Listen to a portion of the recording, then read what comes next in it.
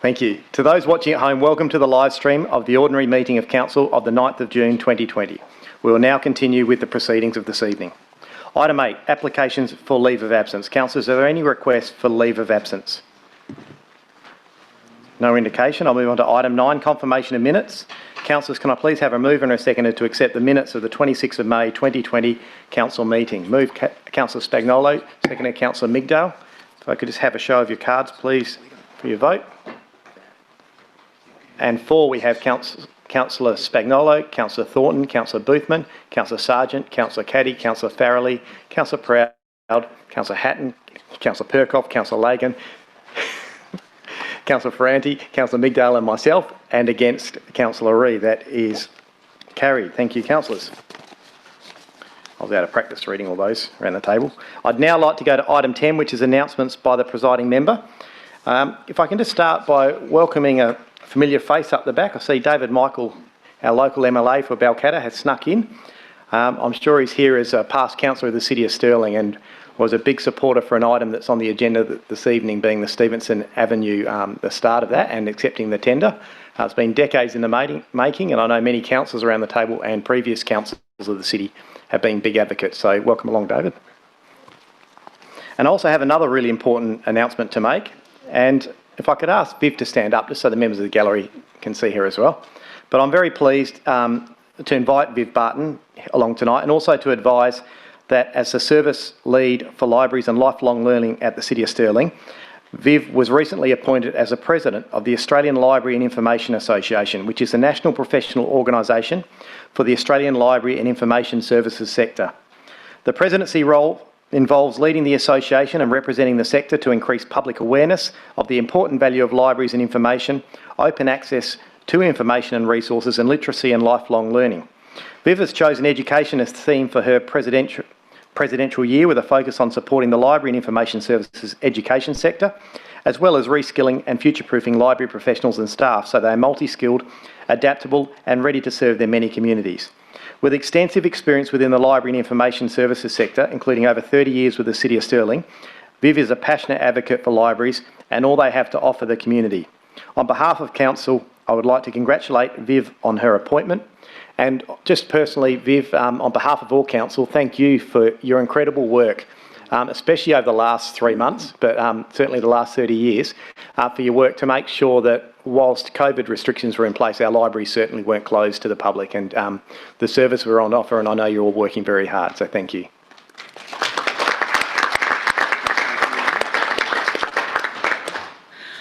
Never one to miss an opportunity. Thank you, Your Worship, and I sincerely thank yourself, councillors, CEO Stuart Jardine and the executive team for recognising my achievement. Becoming President of ALIA is a privilege and a great honour, and I will continue to promote the essential role that libraries play in providing open access to resources, information and lifelong learning, and building social connections and capacity within our local governments. But I would not be able to undertake this role without the support of the City of Stirling, and I'd like to thank my manager Chris Brereton, Director Michael Quirk, CEO Stuart Jardine and the executive team for fostering a work environment that enables employees to extend their professional roles outside the city. The return on investment and benefits to the city for Stirling Libraries and our library customers is significant and ongoing. I would also like to thank the Mayor, councillors at the City of Stirling for generously continuing to support our 6 public libraries, the programs and services we offer to our community. And we are so pleased to be open again, I can tell you, and reconnecting with our patrons. But finally, I'd like to also thank my very patient and supportive husband Graham and daughter Ella for letting me pursue my passions. And as we know, it's going to be another busy year for libraries, so thank you. Thank you very much. Thank you.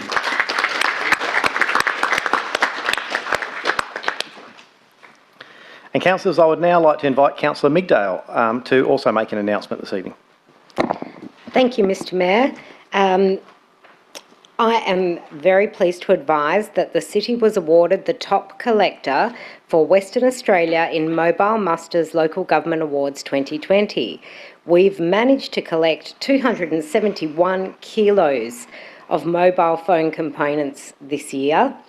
This award is the City's fifth after picking up the top collector award for WA previously in 2015, 2017, 2018 and 2019.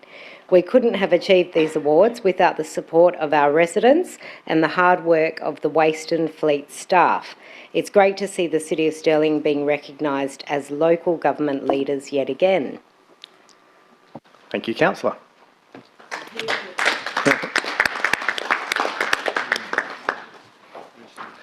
That now takes us on to item 11, which is unresolved business from previous meetings. We have nil. Item 12 is reports and recommendations of committees. Due to the recent council resolution to not hold committee meetings until further notice, there are no reports from committees.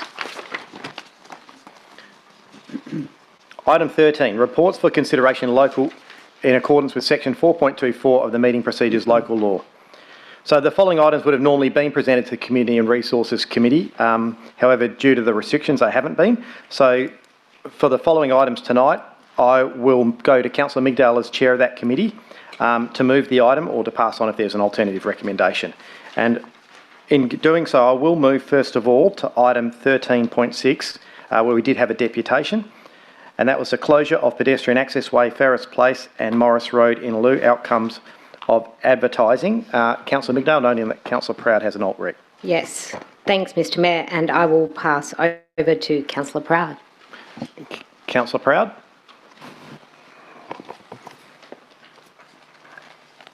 Thank you. I'd like to move an alternate recommendation that Council considers the outcomes of the public and statutory advertising of the proposed closure of the pedestrian access way linking Farris Place and Morris Road in lieu in accordance with Section 87 of the Land Administration Act 1997, including the submissions received. Number 2, that Council proceed with option 1 by requesting the Minister for Lands to permanently close the pedestrian access way linking Farris Place with Morris Road in lieu in accordance with Section 87 of the Land Administration Act 1997. The reason for change, Council considers option 1 to permanently close the pedestrian access way more adequately reflects the preference of the majority of residents who responded to the community consultation. Thank you. Thank you, Councillor. Councillor Ree, you're seconding that motion. Is there anyone opposed? Just a question, Councillor? Your question? Thank you. Because the report... You can remain seated, I think. Yeah? Yep. Okay. Because the officer's report recommends not to close, we don't have any financial implications associated with closing this PAW. I note that... So I would like some feedback, please, on what the financial implications of this are and what would be the financial implications if we were to temporarily close or to trial close. What would be the difference between those two scenarios, please? Sure. Ms Littleton, can you provide some advice on that? Thank you, Worship. Look, I believe the agenda item identifies a price of about $15,000 for the trial of the closure. Look, my understanding is that that generally the closure will be largely a fairly limited fee. There will be some survey costs, but generally the department will seek to absorb the closed land into adjoining property. So they will go through that process. So any costs for closure will be less than the $15,000 for trial. So, you're happy with that, Councillor? Sorry, is the city under any obligation to remove any of the existing infrastructure like the lighting or the concrete pathway or the fencing? Ms Littleton? All the fencing, none of the fencing is city asset. You know, logically, we would need to remove utilities such as lighting, but again, I don't think any of those fees. I think those fees would tend to be nominal. Right, we're happy with that. Is there anyone opposed to this item? If not, we can put the item. Hold up your cards. Thank you, councillors. That is unanimous. We'll now go to item 13.7. Again, was the subject of 2 deputations this evening. This is for the acquisition, closure and dedication of right-of-way 29022, being lot 66, house number 46R, Normanby Road, Inglewood. Outcomes of advertising on page 83 of the agenda. Councillor Migdal is chair of the committee, noting Councillor Lagan has a alternate.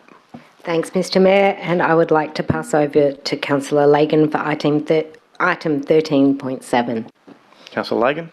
Thank you, Councillor Migdal, and through you, Mr Mayor. Firstly, can I thank the members of the public that attended tonight for their deputation.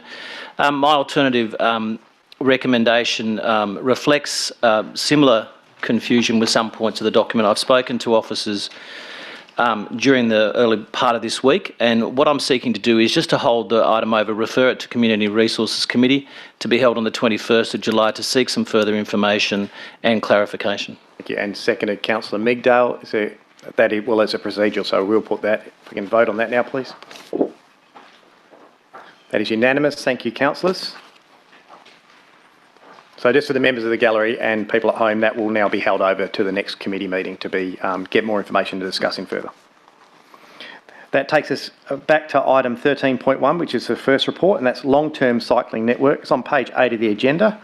Councillor Migdal is chair of the committee. Thanks, Mr Mayor. And for item 13.1, I will hand over to Councillor Farrelly.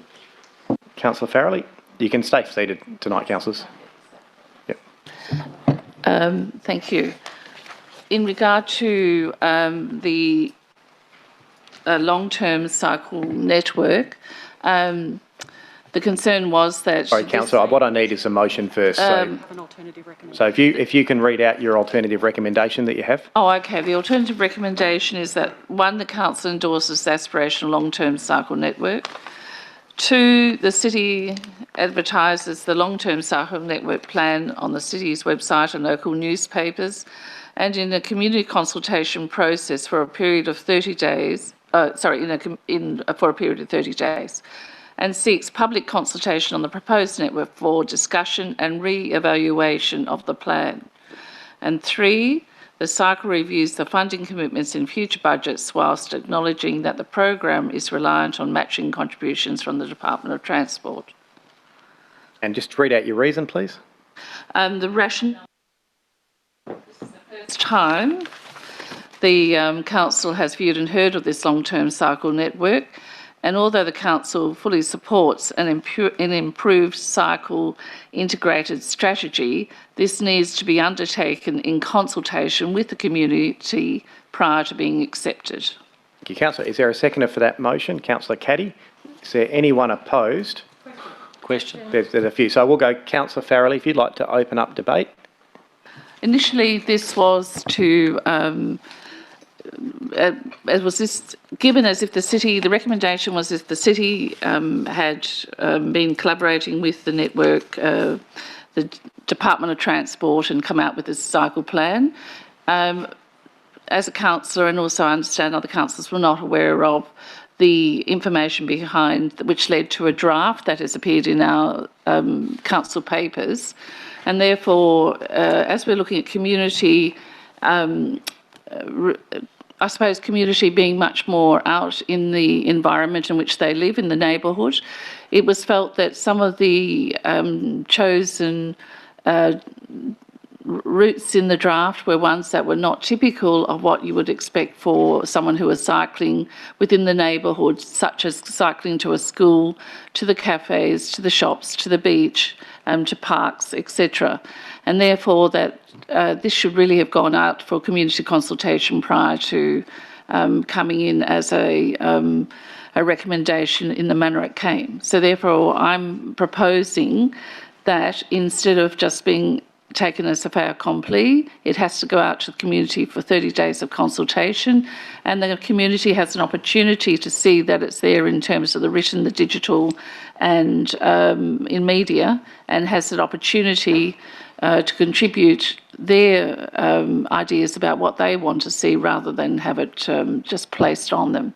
Thank you. Thank you, councillor. Councillor Caddy. Yeah, thank you. Look, firstly, I'd like to applaud this initiative by the Department of Transport.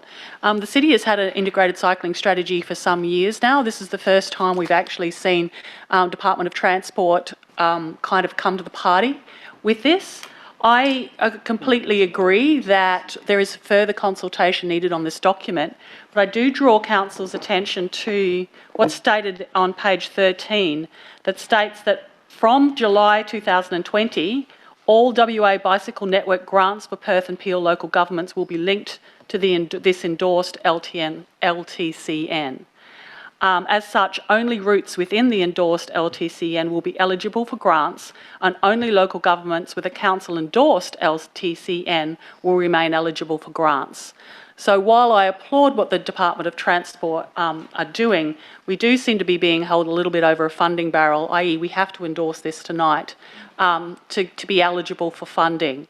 I think, however, that this provides an opportunity for us to work constructively with the Department of Transport. It does make sense that we have an integrated cycling strategy that crosses local government borders. So, look, I think what they're trying to do is a good thing, but I think that absolutely the community needs to be involved, and I think we need to now go off and do quite extensive consultation and also alignment with our own strategy so that we get the best outcome for the City of Stirling. Thank you, Councillor. Councillor Reid. Yeah, thank you. Look, I believe that the alternative recommendation is much better. Unfortunately, as stated by Councillor Caddy, we are in a bit over a barrel as far as the state government goes. There is concern by a lot of bikies that that this doesn't go far enough to... Cyclists, Councillor. Cyclists. Okay, cyclists. Bikers. My apologies. That it doesn't go far enough for the connectivity, especially aligned with the freeway and going backwards and forwards. They find that they've got to go backwards to go forward. And another comment that I received was regarding the wetlands. If they want to go and cycle to have a look at a wetland and go from one wetland to another, you actually can't. So the connectivity within the city isn't there, and they would like that addressed. So I think it's important to have consultation. I'm just concerned whether or not we need to add to looking at it again, whether or not it needs to say that it to come back to council, or where is the comments by the public going to go? Yes, we have to endorse the plan, but if it's only a matter of tweaking things and the public says, well, we should have gone left and not right because you're not going near a wetland and you go into a brick wall, do we need to say that it comes back to council after plan on 2? Let me just check. Mr Littleton, would the intent be that it comes back to council, or would we need to add that in? No, look, absolutely the intent would be it'll come back to council, particularly if there are changes, obviously, to the endorsed route. Nothing's set in stone, and I think that's principally the focus here. It's a good start, it's a good foundation, something to work on. I'm happy with that, and of course it's recorded on tape that it will come back to council after consultation.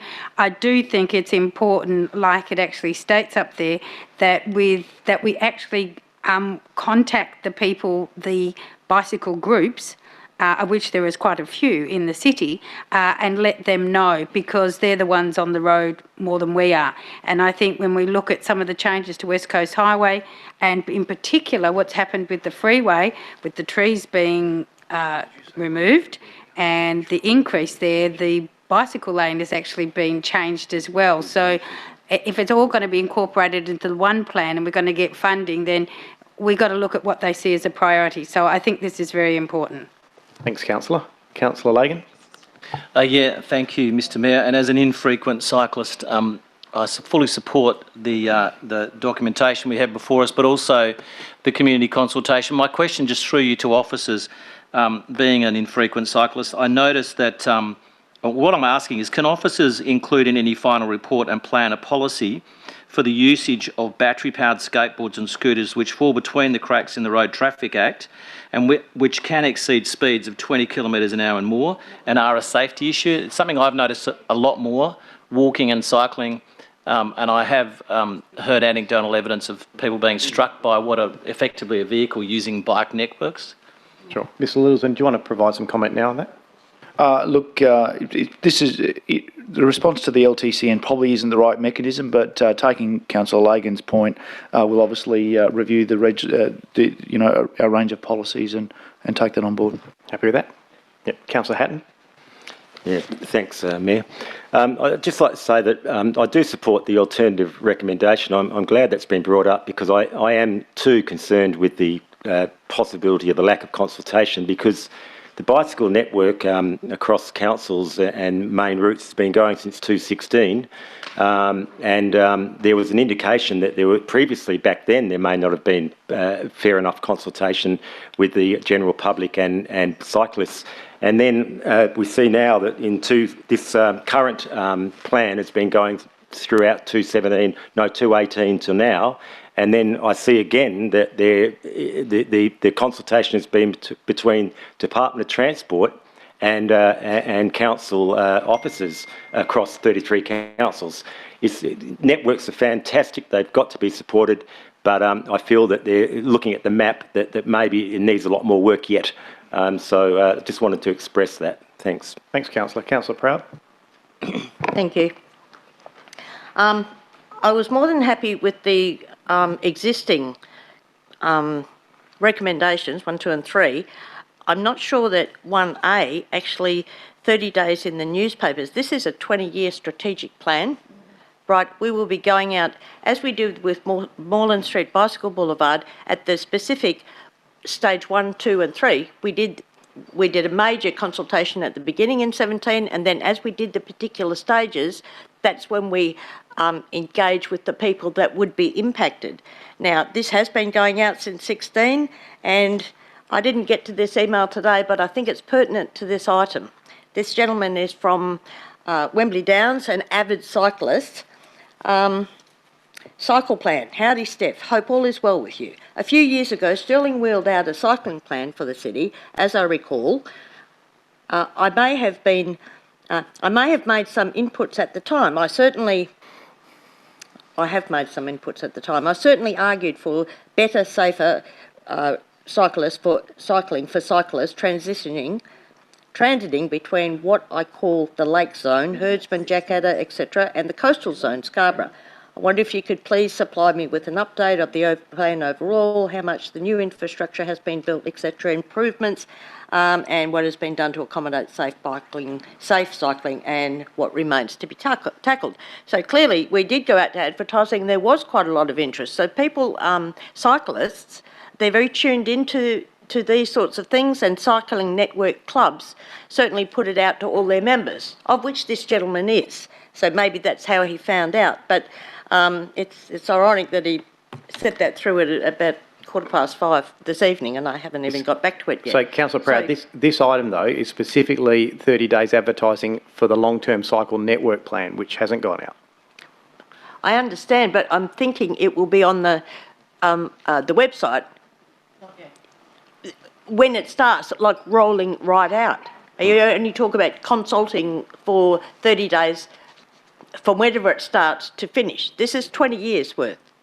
This is a project of some longevity. So I don't know that this pulls it back from the overall strategic plan. May just be my perception. I don't know. That's how I read it. Sorry, Councillor Proud, I'm just trying to work out, are you saying that you think it should be out for consultation longer, or are you speaking against? I just wasn't clear. Well, just with the alternative, goes out for 30 days and seeks public consultation on the proposed network for discussion and re-evaluation. The stage we're at, it's going to be consulted, public are going to be consulted all along the way for the next 20 plus years. I don't know that this pulls it back. I sort of thought the original alternative recommendation covered it well and truly without holding it back at all. Right. Thanks, Councillor. Councillor Sargent. Thank you, Mr. Mayor. I was just following on from Councillor Proud. So as we work through the cycle network in the City of Stirling and we start building all these paths, Are we going to consult the community every step of the way, or is this the only shot they get now? I would think all the way along, but Mr Littleton, can you provide? I think that's what Councillor Proud was trying to ask. Okay. And look, just to confirm, the answer is absolutely. I think what we all acknowledge is that we need to do greater consultation. We want to consult the plan. That is the intent of the alternative recommendation. But once the long-term cycle network is established in plan and we roll out our implementation plan, which we've provided you in draft form, we would be consulting on that on an annual basis, particularly the area that's affected as we would under normal circumstances. But nothing is set in stone. It is an iterative thing and will continue to change and evolve. Thank you, Mr. Mayor. And just the last question I have is, number one, that Council endorses the aspirational long-term cycle network. I think this goes off the back of what Councillor Caddy was asking. The fact that we're endorsing that tonight puts us in instead to start applying for those grants when they're available. Does that get in the way if we're going out to advertise, some issues come up with the community about this, that and the other, and they want to change some stuff, and we've already endorsed a long-term cycle network plan? Are they conflicting with each other? Will it cause a problem down the track, the fact that we've endorsed it tonight? Mr Littleton? Thank you, Worship. No, I don't believe so. Again, nothing's set in stone until such time as we do construction. So as we are rolling out any plan, if there are very good reasons and justified reasons why we would change, that would be what we would do. That's all I have, Mr. Mayor. Thank you. Thank you. I can't go back to you, Councillor Hatton. You've had, unless it's a question. Is it a question? It will be now. Good thinking on your Mr. feet, Mayor. Councillor. If I could ask about the endorsement, the word endorsing, and the amendment, can I ask, if we endorse this, does it endorse the plan that I saw on the map of those routes, and does it allow for major amendments or just minor detailed amendments? Thank you. Councillor Mr Littleton. Thank you, Worship. Look, nothing. Endorsement simply enables. Again, they're the terms that we've been asked to utilise. It does enable us to access funding. If we come back through the consultation in the next couple of months or down the track, we can substantially amend the LTCN.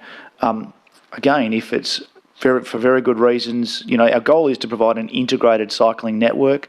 If we can come up with better routes, then absolutely we can amend it. Happy with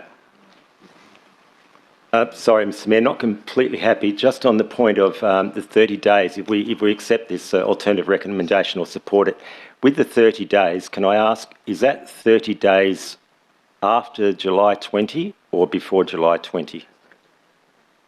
Mr Littleton? Thank you. Look, 30 days is prescriptive. We will advertise for at least 30 days. It won't be in holiday periods. Our goal is to try and maximise the utility of the consultation. So if you've got any specific requirements, I'm happy to take them into consideration. But our goal will be to maximise the opportunity for people to comment on the plan. Sorry, Mr. Mayor, one more point if I could ask one more. Yes. Thank you.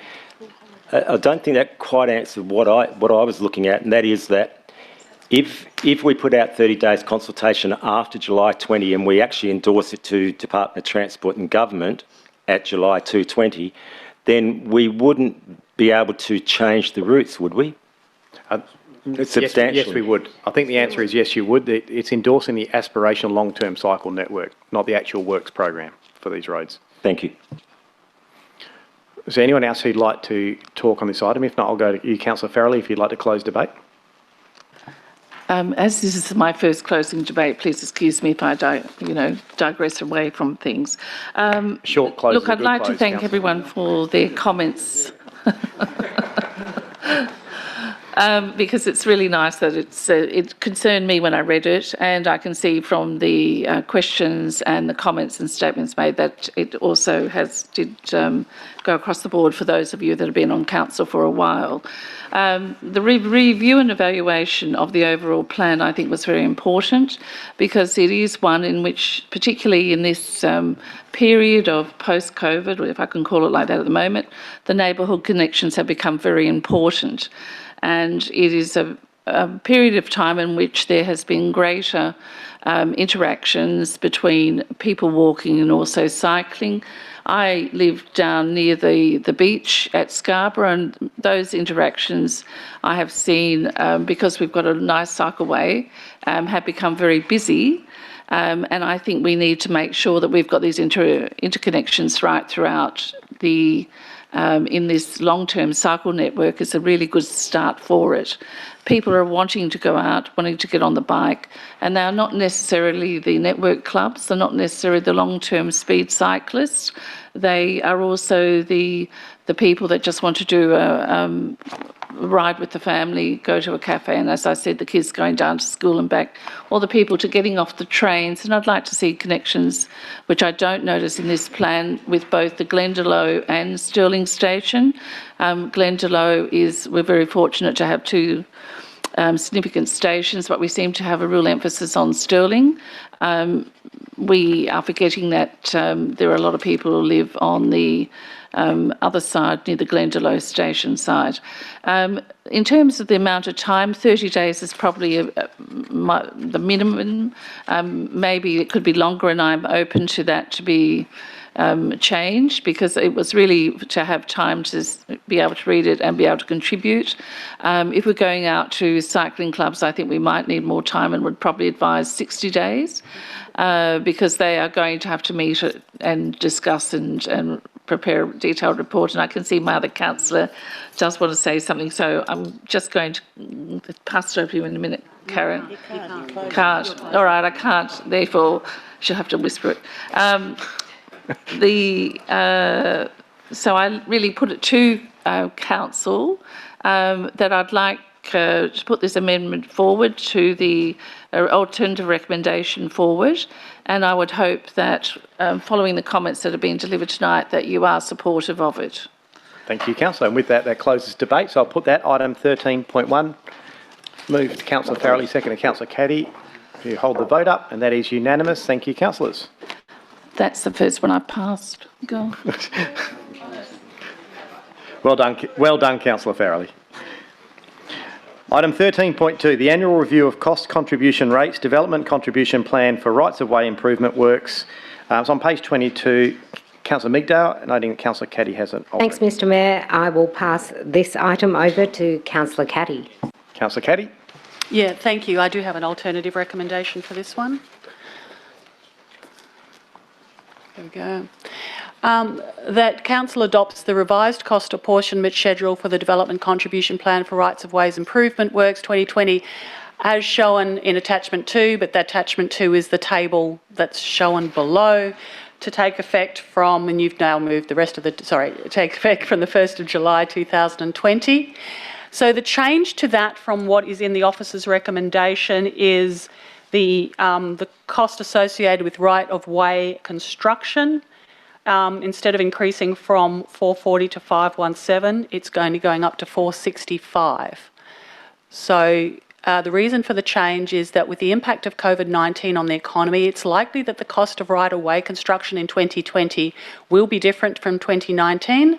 Council forms the opinion that taking the minimum of the city's actuals and the quantity surveyor estimates provides a robust way of estimating the cost apportionment for 2020. Thank you. Councillor Migdale has seconded that. Is there anyone opposed? Councillor Lagan, I will go to you. Councillor Caddy. Yeah, thank you. Look, we do revise this cost per linear metre, which is what anybody, we revise this annually, and this represents the contribution that anybody who's facing that right-of-way and redevelops has to pay.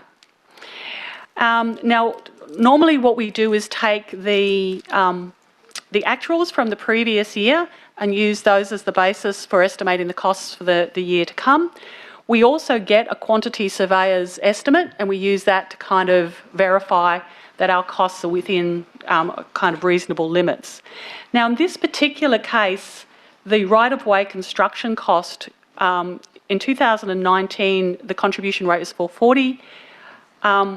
The City of Stirling's estimate is 569, which was a significant increase on that. And the quantity surveyor's numbers were 465, which was much closer to last year's rate. So normally we would have just accepted the 569. I'm suggesting that the officers were suggesting they take the average of the two. I'm suggesting we take the minimum of the two. The rationale for that in this case is that with the changes to economic conditions in 2020 compared to 2019, I'm actually fully expecting that our cost of construction may actually come down. I know that fuel price, for instance, has dropped significantly, which could be affecting the cost of asphalt. So in this particular case, I didn't think 2019 actuals were necessarily a good benchmark going forward. So I wanted to put this up to test council's appetite for not seeing such a large cost increase this year. Thanks. Councillor Mcdowell, second. Are we not standing? No, you can stay seated. Thanks, Mr Mayor. I tend to agree with Councillor Caddy on this one. I don't think it would be harmful to support this alt-rec. I think it's going to be 6 of one, half a dozen of the other. All we're doing is hedging our bets, and if there's a possibility that we can save, we'll save as a result of this. So nothing really to add. Thank you. Councillor Lagan, you're opposed? Yeah, thank you, Mr Mayor. Through you, and this one, it would be somewhat trite of me to just support it en masse if I make comment constantly about rights of way. Through you, before I start, my first point would be, can officers inform the council what is the dollar balance in the rights of way reserve today? Mr Littleton? Ms Hawkins? Zero. Thank you. And I'm reminded by Councillor Caddy's comments about we get a quantity surveyor to give us the totals. When I went through Teachers College, there was a famous book they made us read called Ethel the Aardvark Goes Quantity Surveying. I can never get that out of my head when I hear about quantity surveyors. The reason I'm opposing this is I have a number of issues with the rights of way. It didn't get any better today when I went on the city website and found two documents. One called Rights of Way Contributions Frequently Asked Questions that gave a figure of linear meterage cost of $349, way different to the figure that we're talking about tonight. That's actually live on the website. Then I went to another document on the city website that talks about costs for right of way, and it gave another figure that was slightly different to this. So for me, this is confusing. If it's confusing for me, it must be incredibly confusing for members of the public who get into this position where they're asked to contribute to the upgrade of rights of ways. We're in an economy that's at a 30-year low and could be going lower. The rights of way cost, in my opinion, the rights of way program itself is a beast that's growing too rapidly.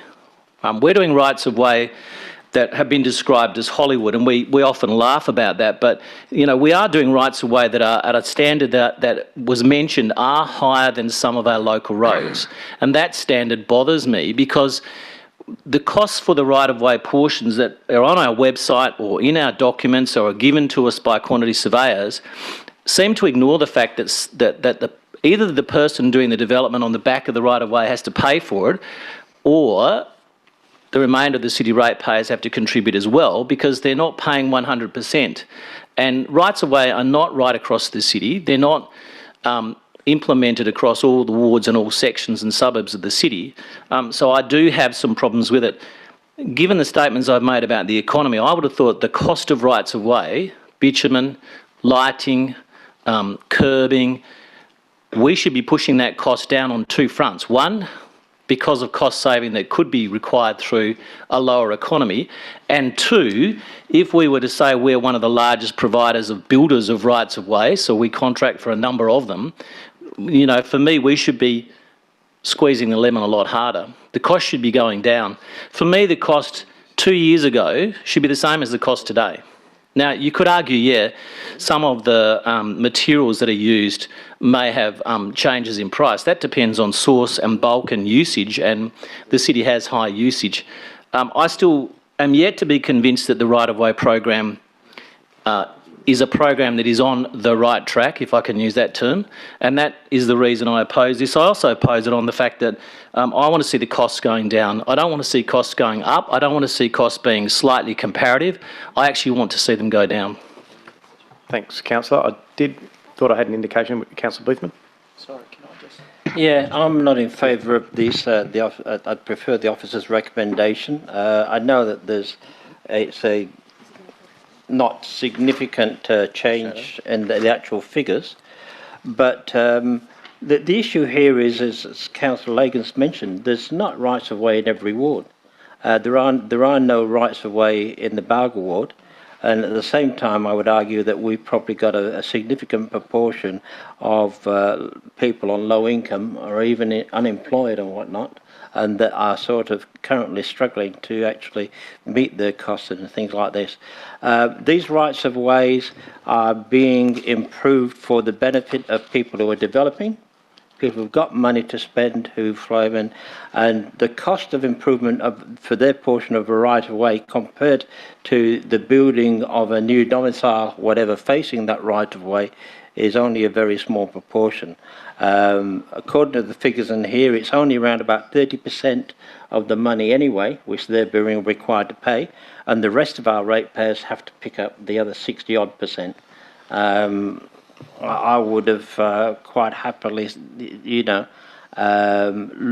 taken this policy back and review the entire thing, because I do think it should be reviewed. It was a policy that was set some quite years ago when the city was enjoying some quite, beneficial circumstances with development occurring everywhere, and we were looking to actually encourage that development and everything. I think times have changed now, and I would actually, perhaps even suggest that this had be held over. Sorry, Councillor, I just got to check. Were you putting a procedure? I'd already spoken, so I thought, getting the end of it. Right. Councillor Sargent. Thank you, Mr. Mayor. A question and an officer's comment, if I can. Councillor Caddy, looking at page 24, so Councillor Caddy has taken a 465 amount of the rights of way construction 2020 RLB estimate, but left everything else, the rights of way lighting, co-current installation and the retrofit installation, which is also suggested here at 157 and 187, but the city has recommended a rate that's higher for the construction but lower for these lightings.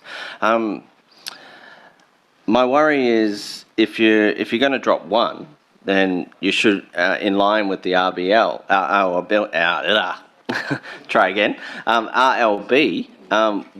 wouldn't you do the rest of them in line with that too, with that same argument? Could I just get an officer comment around that, if we can, and what disadvantage it might be just doing Mr. the 96 and 118? Yes. Thank you, Worship.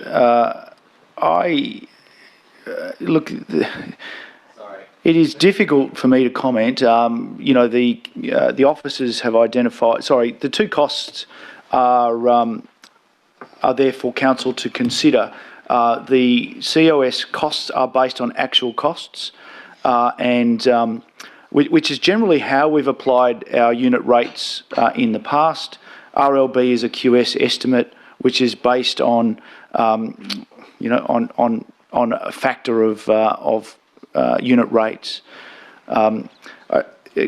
The important thing to remember is that we review these annually, so we will certainly be trying to drive our costs down, and that hopefully will reflect in the COS recommended costs for next financial year. Look, if it's any consolation, it doesn't affect it only affects those developing. So it does only has an impact where people are actually seeking to construct against the right of way. I did want to clarify Councillor Lagan's response. We do have $0 in the reserve, but we do have $950,000 in bonds for rights of way. So I just did want to make that clarification. We do hold bonds, but nothing in reserve. Sorry, I hope I've answered your question, Councillor Sargent. Sorry, could you just clarify for the councillors what the difference between the bonds and the reserve is, please? Thank you, Mr Mayor. With regards to that, there was actually a change in the requirements around right-of-way, so we had to create a reserve, which is the new manner of holding those funds. The bonds relate to older rights-of-way. That's really the difference between the two. Thank you, Councillor. Ms Hawkins. Councillor. Yes. I keep promoting these executive to councillors. Now, Councillor Sandra, you've indicated... Can I finish? Sorry, Councillor Sargent. Yes. Just off the back of that and the fact that this is mainly for developers, I'm not for the recommendation on the board. Councillor Caddy's recommendation, which was this one. So I'd like to foreshadow the original officer's recommendation if I can. Noted. Thank you, Councillor. Have you finished now, Councillor? Yes. All right. Councillor Sandri, and just for those at home, noting that Councillor Sandri has been in the chamber for the whole of this item. Thank you, Mr Mayor.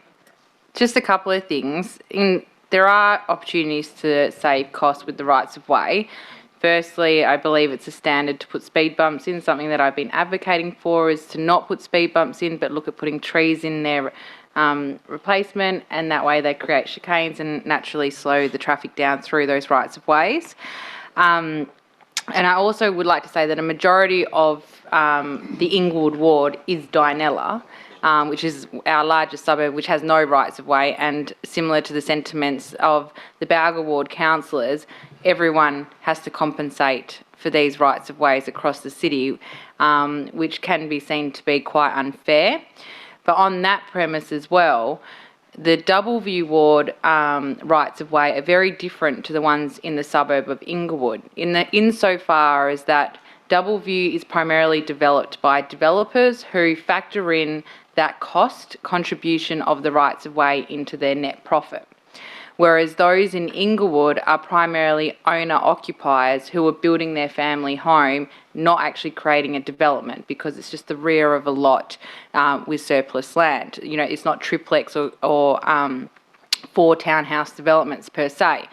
So there also is a detriment to our future residents, for example, in the Inglewood ward, who have to pay quite significant contributions to a right-of-way that, one, is for a family home that they're building, we're adding an additional cost burden, but two, the take-up on our rights-of-way are severely lower than those in Doubleview ward. So, you know, in 20 years down the track, will we still have the same documents and processing internally that establishes, oh, actually, these people down the road contributed this amount.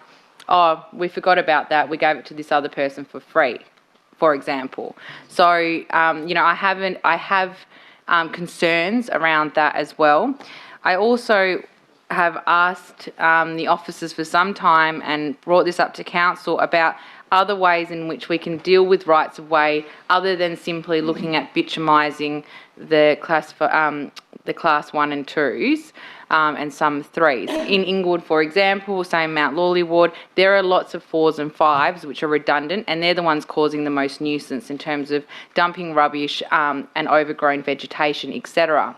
Those are perfect opportunities for us to create as linear parks, and we don't ever consider that.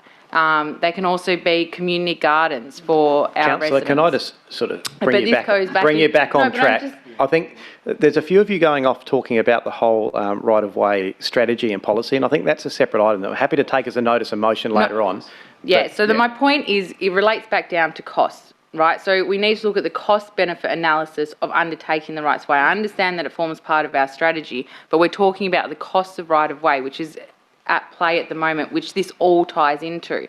So for me personally, I would prefer if this was deferred or held over, and obviously I can't do that because I spoke because I can't help myself, but, you know, for us to be able to actually review this seriously as now a new council with new ideas and look at alternative ways of funding and each of the areas differently. Thank you. Thank you. Councillor Proud. Took the words right out of my mouth. Procedural to hold over to a workshop, have a bigger discussion about this, the differences. You don't need a reason. Councillor Franti has seconded that. That's a procedural, so I will put that to hold over to a future committee meeting. That is unanimous. Thank you, councillors. Sorry, I did say a workshop first. Workshop, sorry. Yes, workshop.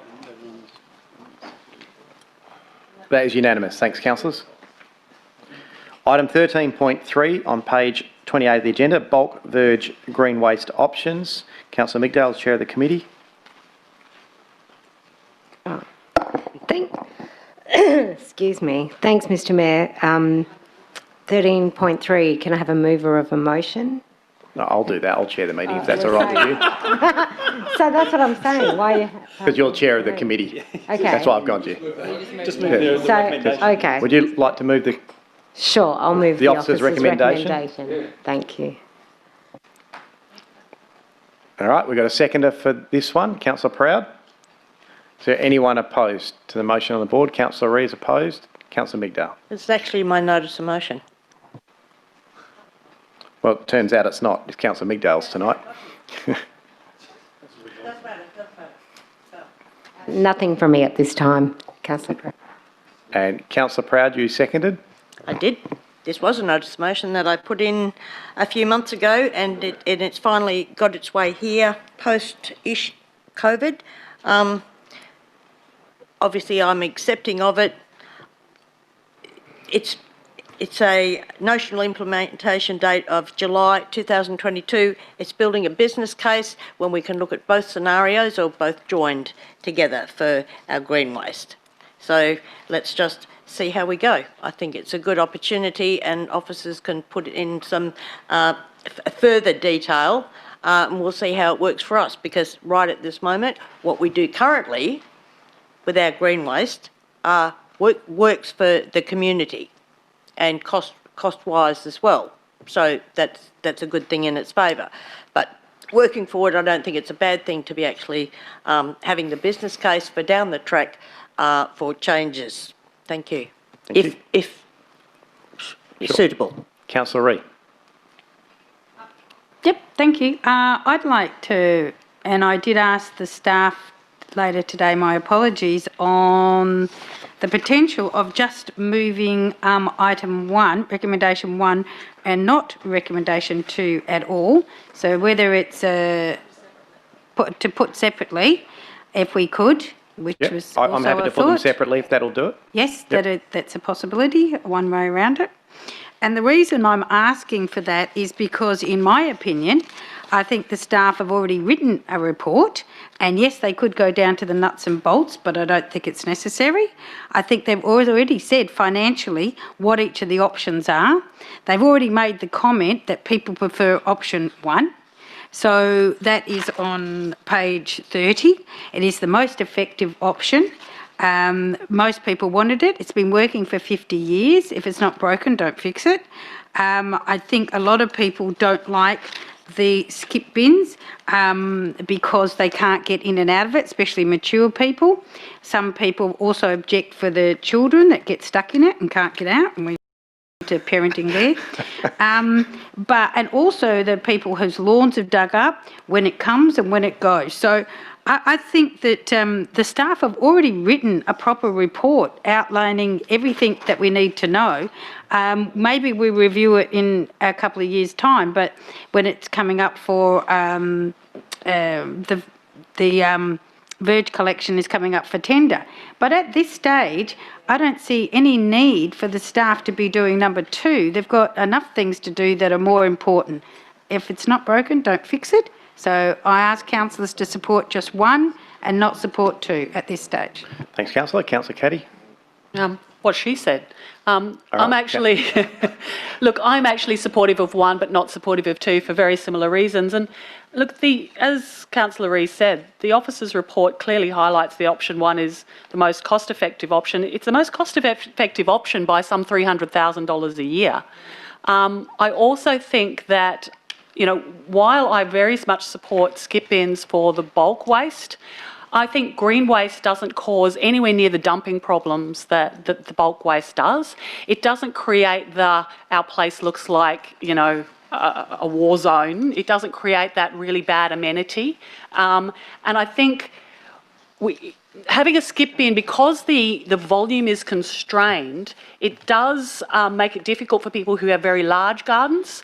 And we actually want to encourage people to have very large gardens. So for all sorts of reasons, I actually think the verge collection option for the green waste does actually make sense. So I agree with Councillor Ree. I'll be supporting one, but I actually think the officers have done the work. It's the most cost-effective option we have. I don't think we need to move on with number two. Thanks, Councillor. Councillor Ferrante.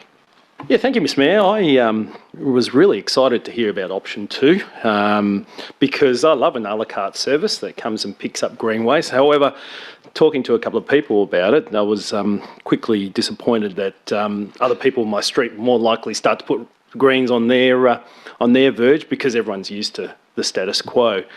However, what I'd like to see, if it's possible, and I can't follow the newspapers, and to be honest, I've got to go find it on the website, then put in my address and find out, and try and remember when the green waste pickup is.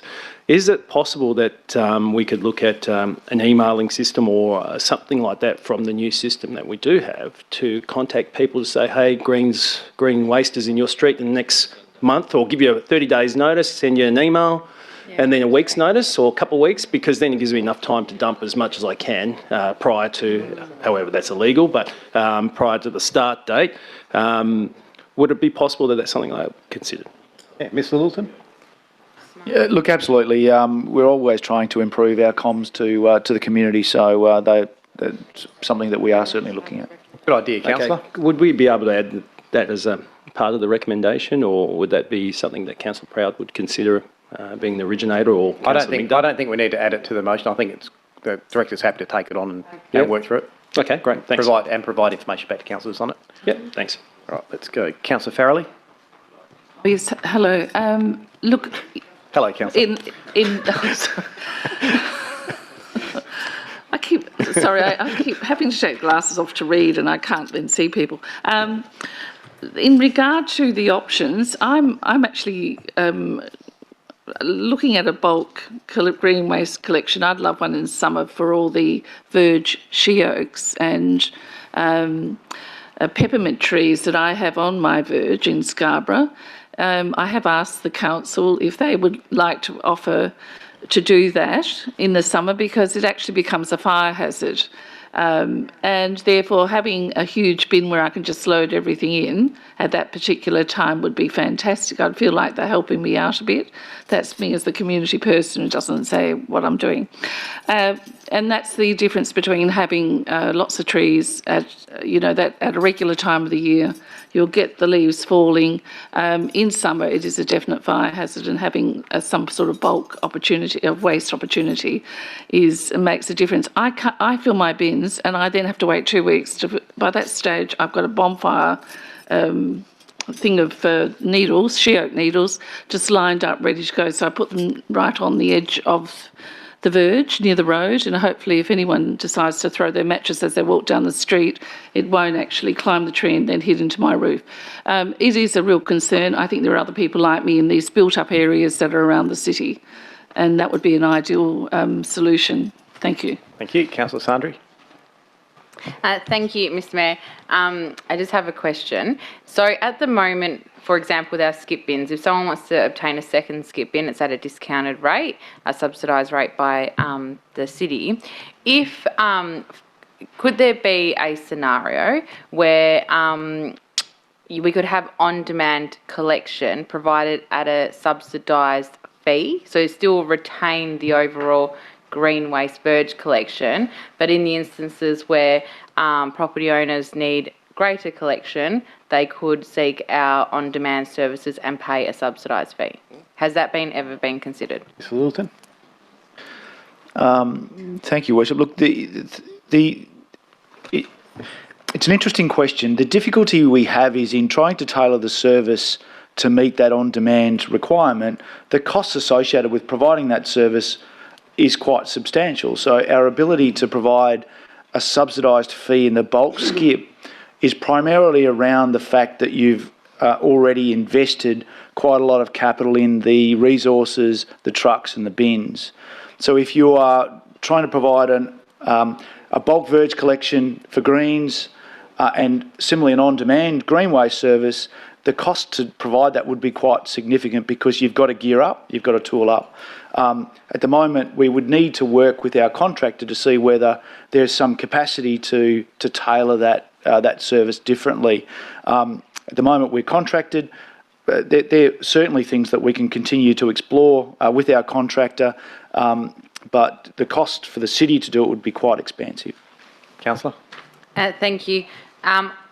I would imagine with our buying power that maybe we could negotiate a deal with a prospective waste collection company to potentially provide reduced rates to our residents. So that's something. I think for the most part I support the current system, but I do think there is an opportunity for us to provide greater service, whether it's through the city or through one of our contractors who are willing to provide a discount to our residents as part, of receiving more business as part of that. So I'm not sure how to word it as part of this, and I don't want to do it on the fly, but I think that's something we can discuss offline, but something that I would like to note for the officers to look at. Thank you.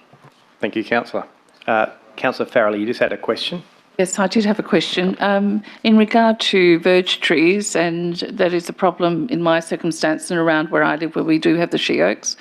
The question is, why are we paying for additional, even if it's a discount, for a bin or something, when it's the verge tree that is leading us in this quandary, when we are also putting that rubbish in the verge tree, or that leaf litter in the verge tree? It's a sort of like a negativity, and I wonder if that's perceived by the admin team as well. Mr Littleton? Look, I think it's probably a different matter to contemplate.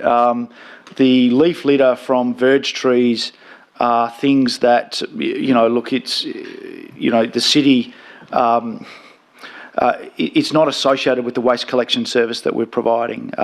If you have bulk litter from your she oaks, there is a bulk bin service. You would be more than welcome to utilise that. People get one free skip to facilitate that. So I think we're probably at cross purpose. It's a different type of item. Happy to take that offline, but it certainly is a different issue. Councillor Spagnolo? Thank you very much, Mr Mayor. Look, I agree with recommendation number one. Sorry, Councillors, there's just a bit of chatter and it's quite hard to hear. Yeah, thank you, Mr Mayor. Look, I agree with recommendation number one and support Councillor Ree and Councillor Caddy with their thoughts. I realise that this particular motion or recommendations have come before us because there was a notice of motion at some point. But I'm just wondering what actually brought it on. I mean, obviously there must have been some complaints. And I ask that question because, look, one of the accolades that I get when I walk around the city is people actually commending us and congratulating us on our green collection service. It is a great service. Look, I can't say that I get too many complaints about the service. So I think the old cliche was used that, if something's not broken, you don't need to fix it. So can I just ask through you, Mr Mayor, to Mr Littleton, if we have indeed had a lot of complaints to warrant such a change in policy? I can probably answer. I don't believe we have. I think this wasn't about complaints. This came from a notice of motion originally from Councillor Proud, just looking at ways to possibly improve the service. And the reports come to Council. Thank you. Councillor Boothman. Yes, a couple of things. I again support motion number one. I'm not so sure about motion number two. I did note that the last lot of green bulk collections that went through our ward, we had a few people contacting us, whatnot, to find out when it went through. Some people were alleged that it missed and everything, you know. So I think we do need to improve our communication a little bit on there, because the community news has not getting delivered in our area, hasn't been done for some time, and I think a lot of residents are actually missing that communication. In respect to street trees and stuff like that, we actually live on an estate where we've got London plane trees down the middle of our road. My wife goes off something chronic at this time of year because our street is nearly knee-deep in leaves, and she maintains the things. She gets out there and vacuums them all up or whatnot, so our green bin for months is chock-a-block full.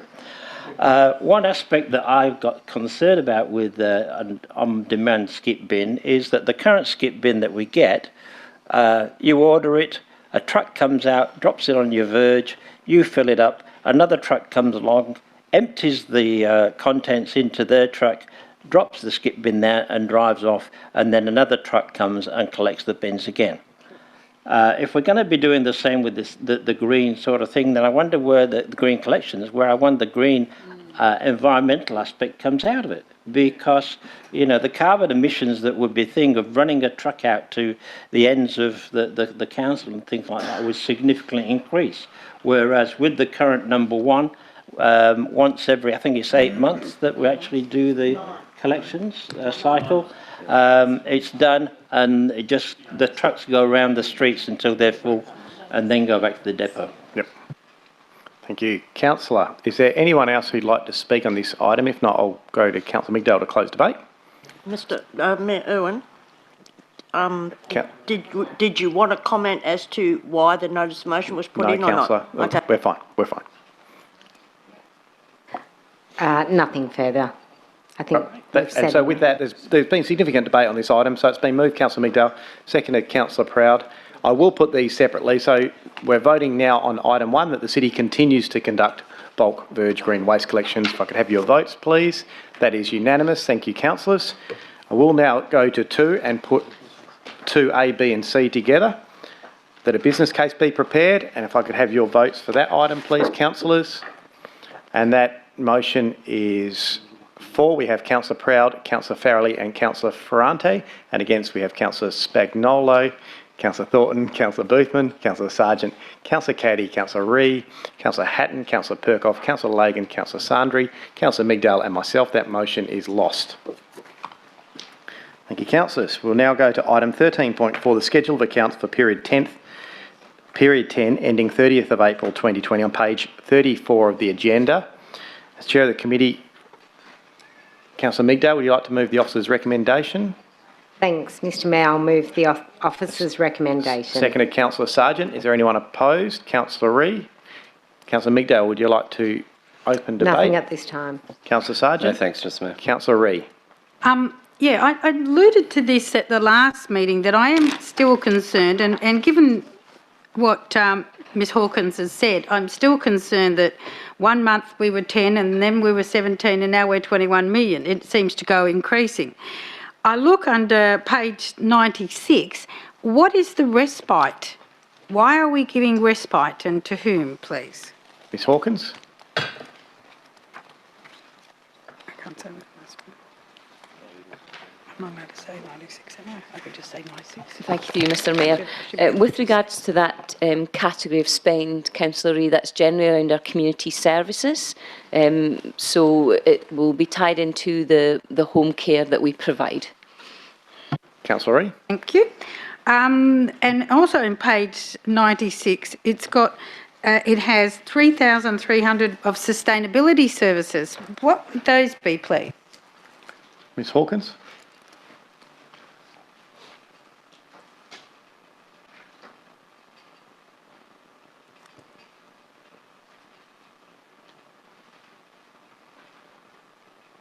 Apologies, Councillor Ree, my PC's not getting it. I'll give you detail on that full 3 in writing.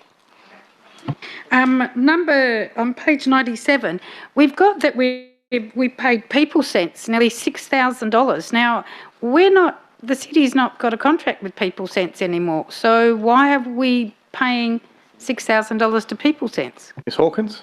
Thank you, Mr Mayor. With regards to that, Councillor Ree, where there were members of staff using People Sense, we maintained that until they had used their sessions to ensure continuity for those staff members, and anything new is going through our new provider, SMG. Could I later just get an email later of when the contracts change, please? Yes. On my last comment I'd just like to make is with temporary labour. I did raise the issue with temporary labour beforehand, but on page 118, 138, 139, 196, just for examples, I've added up that there is over $30,000 worth of temporary labour. Now, the council said we would stick to our 74 million, so we wouldn't lose any staff. We know that we've had a lot of activities like libraries, swimming pools, etc. not used. Could you please explain, and I don't know whether this is contributing to the increase of $21 million for the month, but why we needed $30,000 plus extra in temporary labour for 1 month? Ms Hawkins? Thank you, Mr Mayor. As we discussed last time, we do have a mix of employees and agency staff, and particularly agency staff in some of those specialist roles which are across the city. Now, the budget or the amount that's expended against agency is offset against savings within employee costs, but I can give you, Councillor, a breakdown of that 30,000 in terms of which areas that covers. I'm still concerned, Mr Mayor, when we looked at the COVID and we looked at the budget, and it is not our money, it's ratepayers' money, that we were supposed to be addressing all these little anomalies, how much we're paying on for consultants, agency staff, outside staff, legal costs, everything other than our workers, which we're looking after our own. So it is still a concern that what councillors said is not being aligned with what's happening in the practice. And as I said, I'm concerned that the accounts every month are going up. And what is it going to be next month? 25 million? And then we'll be away from the budget. And we actually should have been going less with COVID, not more, because we haven't had functions, we haven't had facilities, we haven't had a lot of meals, we haven't had a lot of activities that would normally cost us money. So I'm very concerned, without going line for line and without holding up this council or anything else, just about some of these costs. Thank you, Councillor Ree. And look, Ms Hawkins did indicate she's happy to sit down with you, so maybe if we organise a time to come in and go through them and sit down. Are we going to reduce it then? You can discuss that with Ms Hawkins. Any other councillors like to speak? No, we'll go to you, Councillor Mcdale, to close debate. Nothing further, thank you. Okay, and I will put that item to the vote, please. All those in favour? Everyone except Councillor Ree is voting against. That motion is carried. Thank you, councillors. So I'll go to item 13.5, the monthly statement of financial activity for the month ending 30th of April on page 42. Councillor Mcdale is chair of the committee. Thanks, Mr Mayor. Happy to move the officer's recommendation. Seconded, Councillor Caddy. Is there anyone opposed? Councillor Lagan? Question. Just a question? Yep. I'll take your question then. Sorry, 2 questions. My mistake. I'll take your question, part A and B. Part A and B, yeah. 49, page 49. Really, it's only my memory being jogged. So I'm looking at employee costs, and I don't mind if I get a response either way.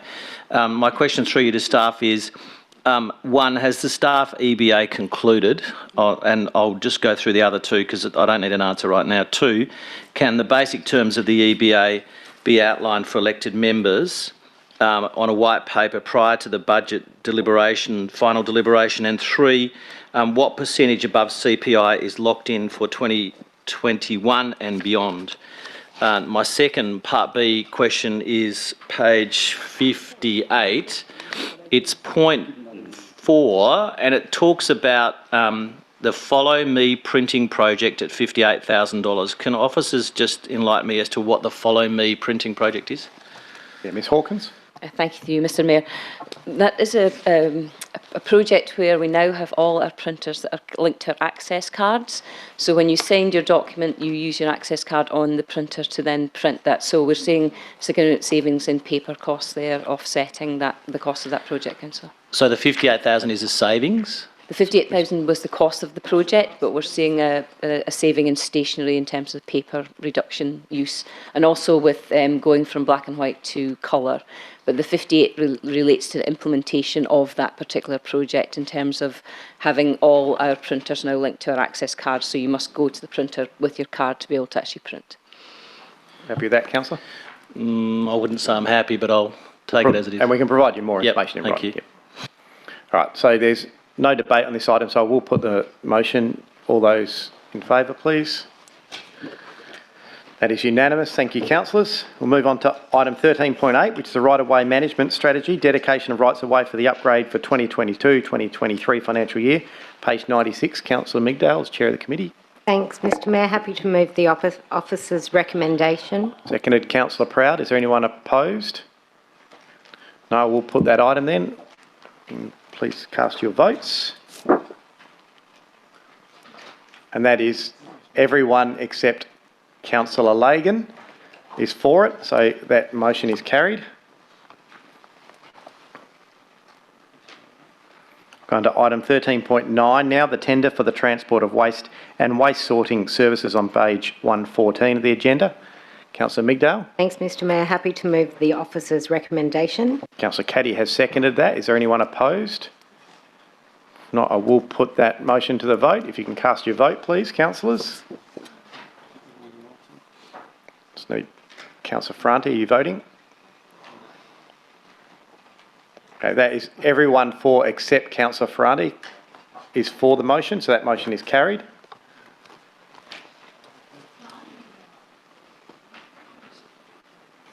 I'll go to item 13.10, the tender for the Stevenson Avenue Extension Phase 1.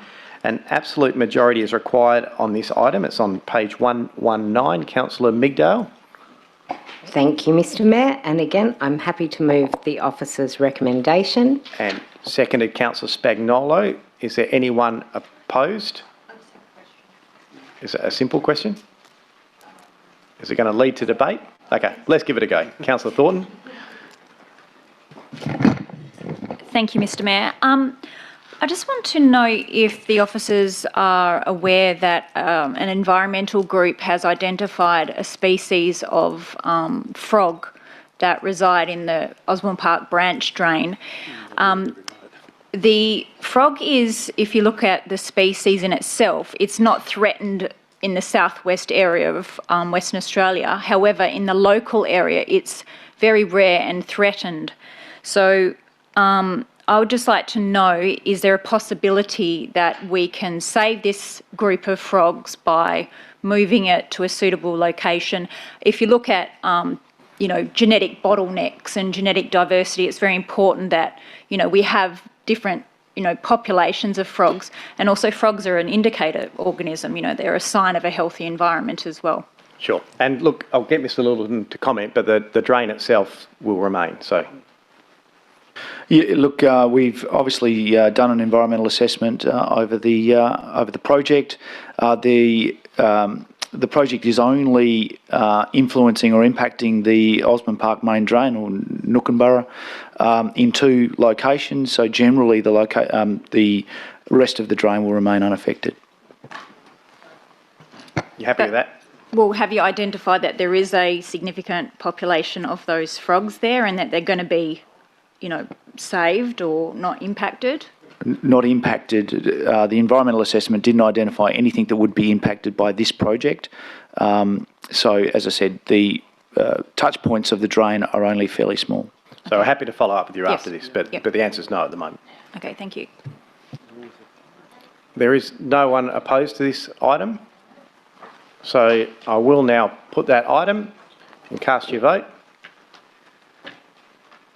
And that is unanimous. Thank you, councillors. Very significant motion to get Stevenson underway, and we acknowledge the work again of David Michael. I know he's come along to see this significant time. He's waited many years. I know there's many others who've waited decades for this, but it's especially significant. It'd be remiss of me not to mention as a project steering group chair and in your role as a local member, your support to ensure that the funding commitments were met, to ensure extra funding was available, and most importantly, to ensure we just got off the ground and did it. So a huge thank you. Well done, councillors. Mark, you should acknowledge the project team across the board. It's just been a huge... Yeah, and that's a fair comment too, and I think I probably should. They're sitting over here on the side. I know some of the project team, but the work of the City of Stirling, I know in my relatively short time compared to some councillors who are sitting here, but not only that, the councils that have sat before us in lobbying and advocating for the Stevenson Avenue project in its current form. It's been a significant amount of work. I know there's been a lot of frustration along the way. The closer it seemed to get, the further it seemed to get away at some stage. But I know it's been an incredible relationship building exercise with several government departments. It spans across 3 levels of government with significant contributions from federal and state. And then obviously as the organisation that implements this, to Michael Littleton as a director, and to the other directors sitting along here who've had input, but also to the project team who've helped to drive this, a big thank you and congratulations on behalf of the City of Stirling.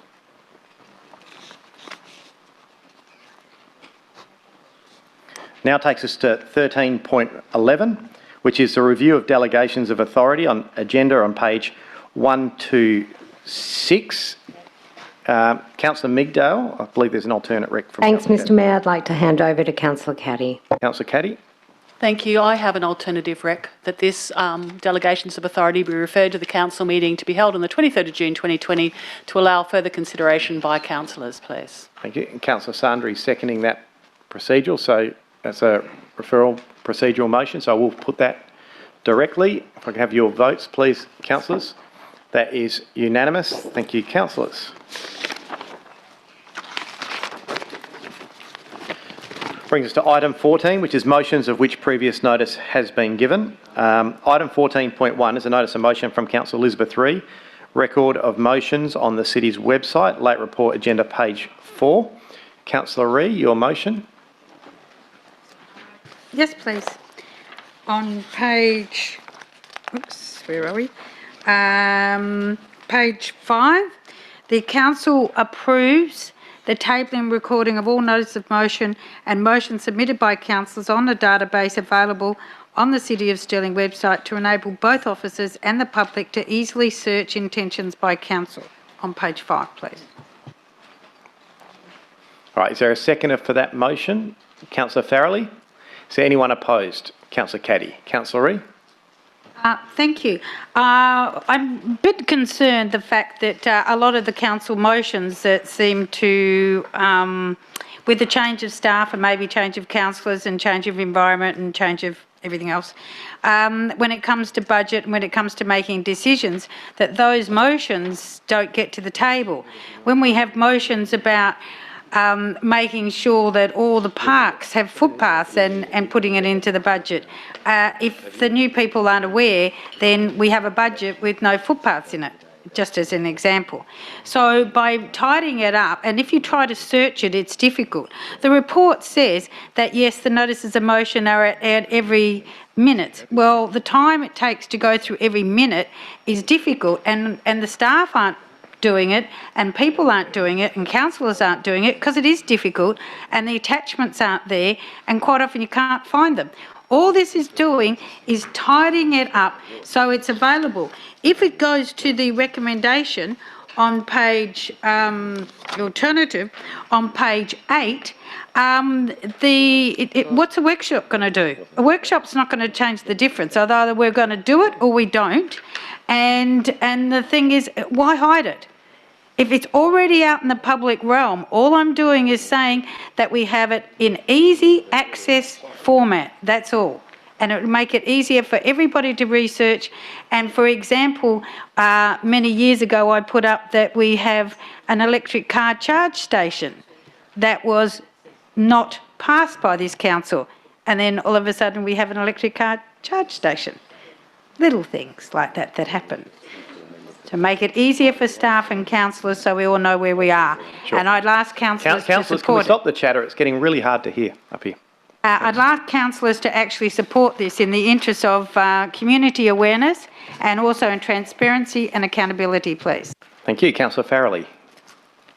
Look, as a new councillor, I'm interested in anything that makes it easier for me to find the information quickly. We've got a new system up online, and I would presume that part of that will enable the request that's been made to be easily implemented within that, if it is a system that has looked at alternatives and options that it should do, where you have things like recommendations, resolutions, etc., as to be able to pull them out quickly.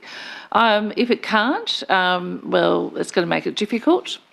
But I do believe that if we have that sort of system in place, it enables us to know what has gone on before and to be very aware that why have things lapsed or why things not taken up. You can follow through the debate, etc., on those, but it really gives one a much better understanding.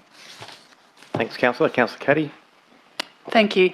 I want to foreshadow the alternative recommendation on page 8, that the proposed database of elected member motions be included for consideration at an elected member workshop for the questions on the record proposal. And the reason for this is that while I agree with Councillor Ree, this isn't just about notices of motion. I actually have a problem with how we search for resolutions. The fact that the minutes are the only way that we record what's happened at council, it is hard to search the minutes. And they're often really large documents. So you've got to download a 20 meg document before you can find out whether what you're looking for is in it. And I think that is an encumbrance to the community. So I'm not disagreeing with Councillor Ree's point, but I actually do want it to come back to a workshop, because I don't want this to be just about how we record notices of motion. I want this to be how can we make council resolutions more accessible, both for searching by elected members, but also for the general public. So that's why I'm supporting the alternative recommendation, because it's not just about how we table notices of motion, to my mind, and I think a councillor workshop would be perfect. Thanks. Councillor Sandri next, and then I have you, Councillor Speckman. Thank you, Mr Mayor. Councillor Caddy pretty much covered what I was going to say, which was the foreshadow, and also it's the ability to search resolutions as well. But I would also, as part of the workshop, like to understand, I guess, notice of motions for me, I'm not sure how is providing transparency necessarily to constituents versus resolutions. I think that's probably more transparent, because then they can see how council are progressing. But anyway, we'll have that chat when we get there, but notice motions.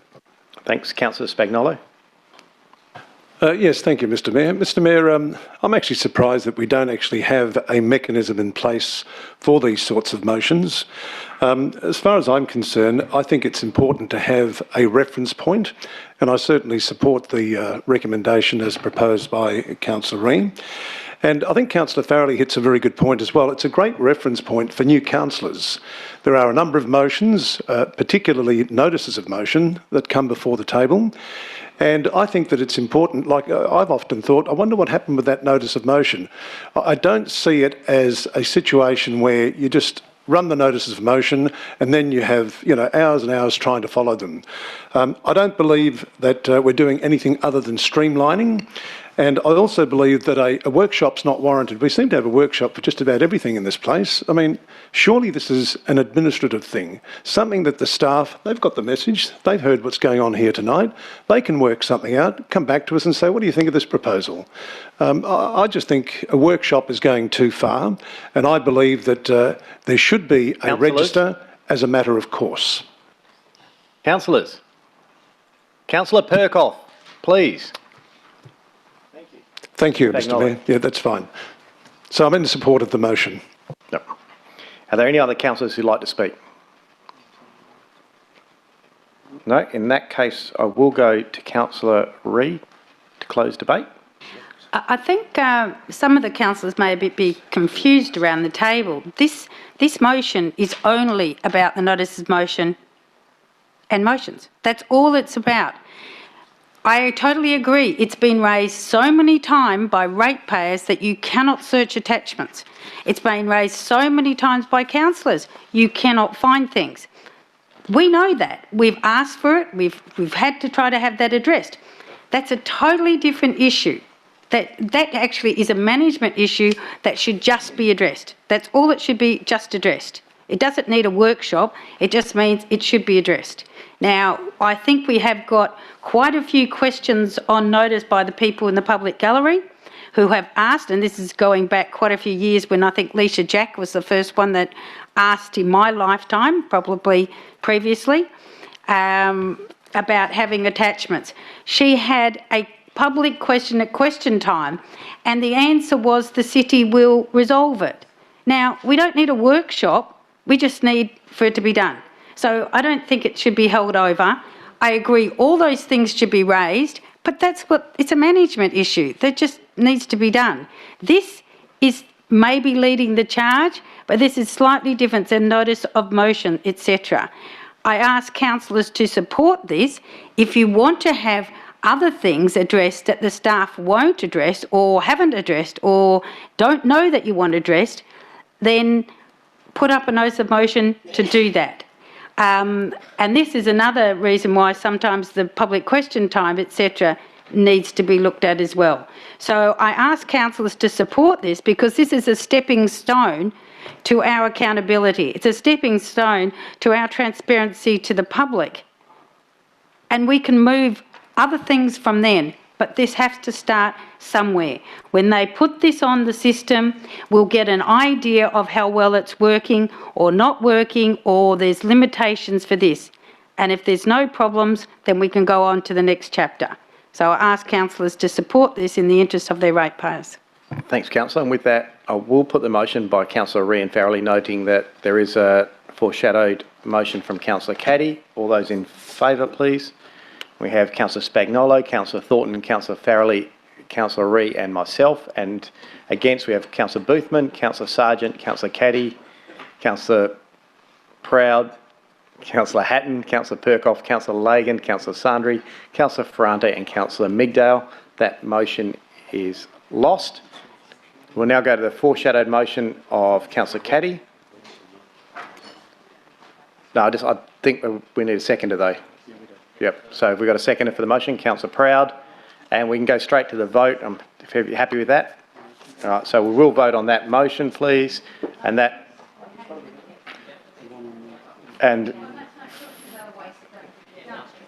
councillors, if we can just vote, councillor, we're not debating it, and that is unanimous. Thank you, councillors. All right, I'll go to item 14.2 now. Notice a motion from councillor Elizabeth Ree. Percentage of goods and services purchased within and outside the City of Stirling. The late report agenda, page 9. Your motion, councillor Ree. Thank you. That our report be presented to a future meeting of council on the current percentage of goods and services purchased within and outside the city, and outlining the potential and practicalities of amending the City of Stirling procurement practices to ensure the city purchases at least 50% of its goods and services from within the City of Stirling businesses. Okay, is there a seconder for that motion? Councillor Sandri. Is there anyone opposed? If not, I will put that motion. If you can vote on that now, please. Thank you, councillors. That is unanimous. Go to item 14.3, notice of motion from councillor Suzanne Migdale. A skip bin cost comparison, late report agenda, page 12. Suggested alt-rec, page 16. Councillor Migdale. Thanks, Mr Mayor. I will move the suggested alt-rec on page 16. All right, is there a seconder for that motion? Councillor Caddy. Is there anyone opposed to that? Councillor Ferrante. Councillor Migdale. Thank you, Mr Mayor, for the purposes of allowing me just to talk to this item.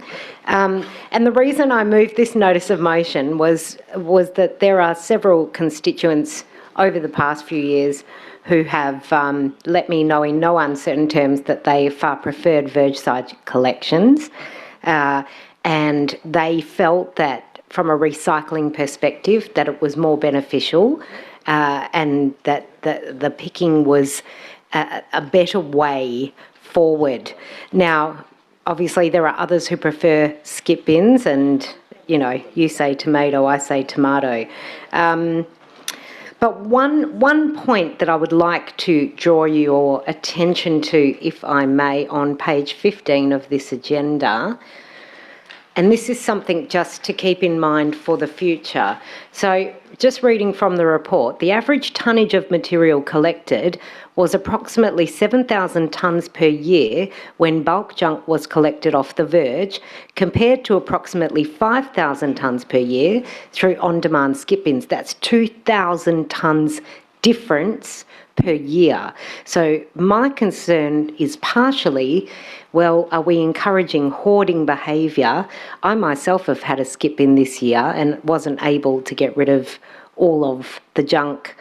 Call me a hoarder. I'm not really a hoarder, but I don't know where it comes from. I have junk. So that certainly concerns me from an OC health and safety perspective. Are we having residents hoarding simply because they cannot manage a skip bin?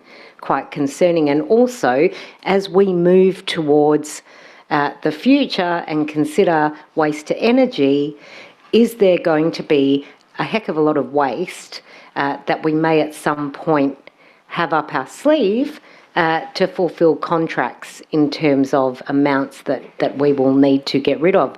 So what I want to ask you just to keep in mind is perhaps verge side collections are something we could introduce every third year, or sporadically across wards, one ward at a time. Perhaps we will see residents take advantage of that, and we can formulate the best way forward for the city. That's really all I have to say on this item. Thank you.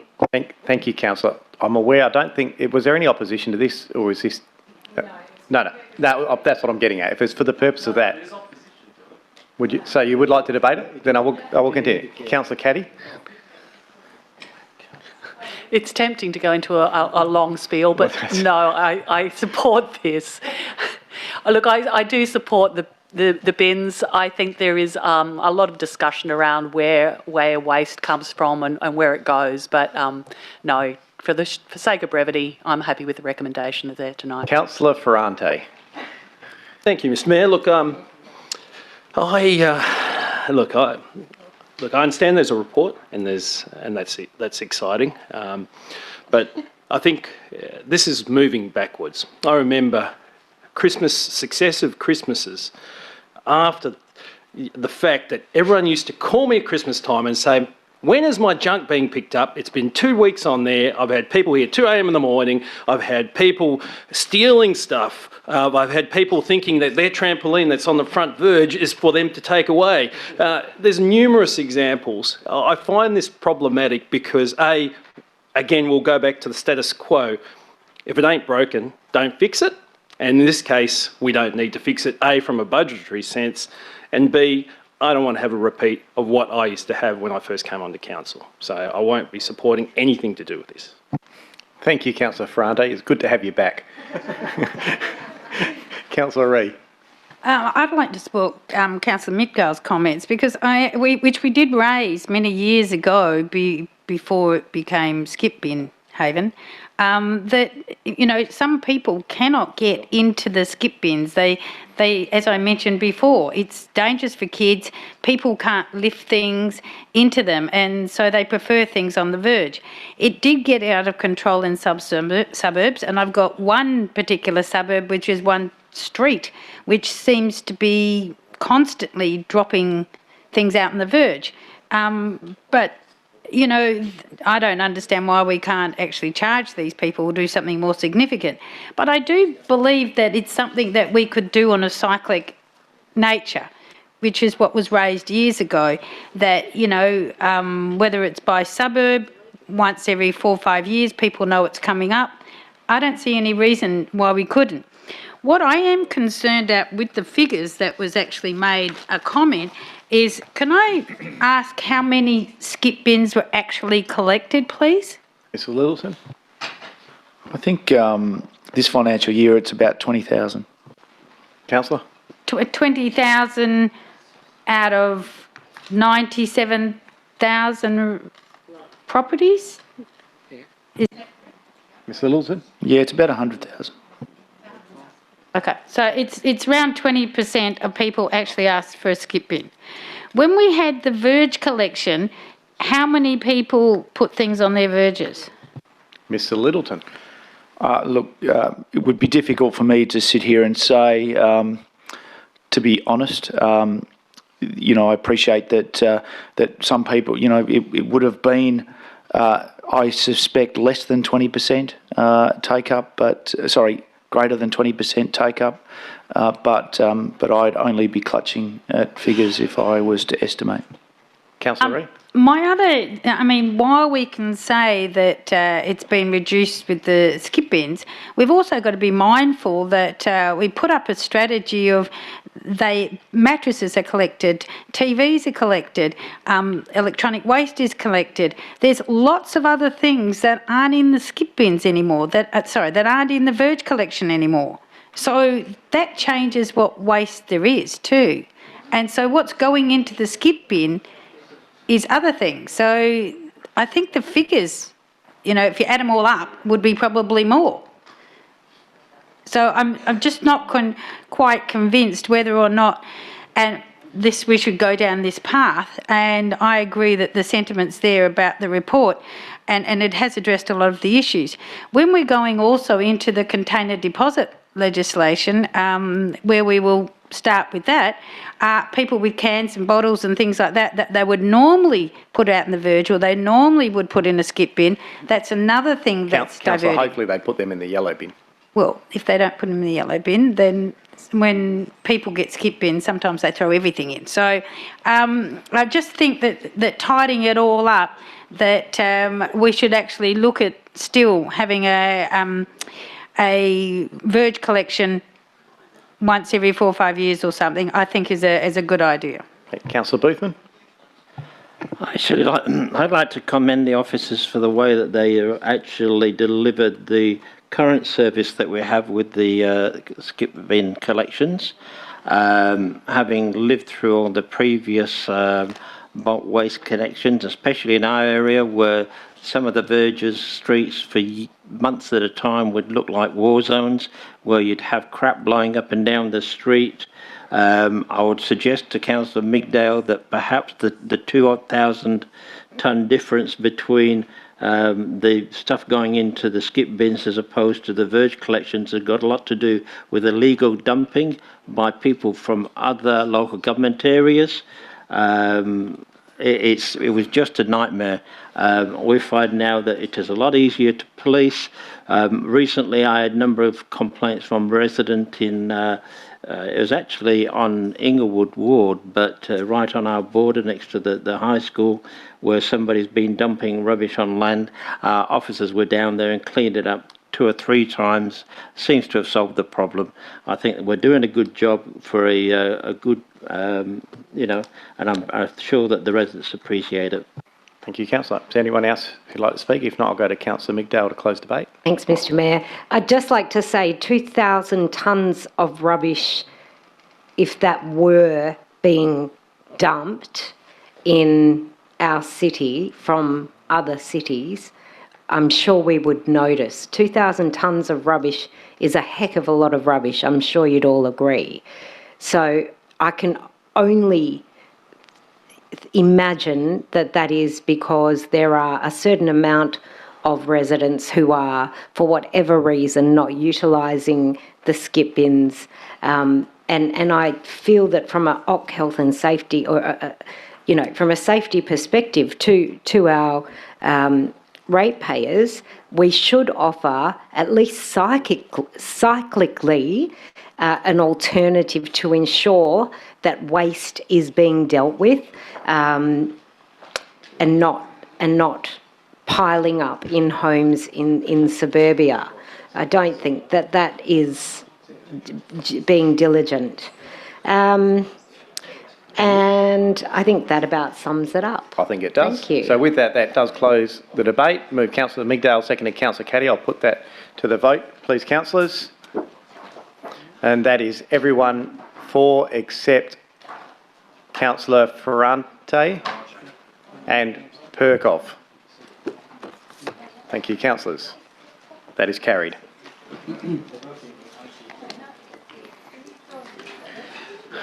Brings us to item 15, notice of motion for councillors. We're almost there, Item 15, notice of motion for consideration at the next meeting. Councillors, are there any notice of motion you would like to raise for consideration at the next meeting? No indication. I'll go on to item 16, questions by members of which due notice has been given. I have nil. Item 17, new business of an urgent nature, late report agenda. Item 17.1, proposed City of Stirling immobilising and detention of vehicles, local law 2019 on the late report agenda, page 17. Mover of the motion, Councillor Lagan. With a question. Yes, and seconded Councillor Caddy. Is there anyone opposed? No, I'll just, with your question, Councillor Lagan. Yeah, through you, Mr Mayor. My question is that it's fairly logical when you read the report. We're hinging everything on the fact that the state government will go through with their legislation. If I'm a private business owner, the first question I would ask is, what's the city going to do to up its parking patrols to quickly find offenders who do park on private land within the city? And will the city be increasing budget or staff? Mr Quirk. Through you, Mr Mayor, in anticipation of this legislation coming through, we have been reviewing the city's suite of private parking agreements. We do fully expect that if immobilising is not an option, that many of our private parking owners will need other options and they'll look to the city to provide that. So we have prepared 3 new agreements that are in the process of being finalised. And what that will provide local businesses with is different options. An option for the city to simply enforce on their land and an option to provide an additional level of service at cost or a high level of service at a greater cost. So we're doing some business modelling around that at the moment. If it does require additional resources to implement that, then that will be part of the funding model that will be passed on to the business owners. Yep, thank you for that response. And just, look, the only other comment I'd make is, can I congratulate the Mayor for championing this in the first place. It's obviously caused the state government to act, and that's a fantastic outcome. Thank you, Councillor Lagan. So with that, I will put that motion. Move Councillor Lagan, seconded Councillor Caddy. We go to the vote. That is unanimous. Thank you, councillors. Councillors, can I please now have a mover and a seconder to go behind closed doors? Move Councillor Migdale, seconded Councillor Perkov. I could just go to the vote on that. Hold up your cards, thanks. That is unanimous. Thank you very much. Before we move on to the next item of business now, we must say goodbye to those viewing from home and to the public who are in attendance in the chamber this evening, as we need to stop our live stream so that Council can consider a confidential item prior to closure of the meeting. Thank you for joining us this evening.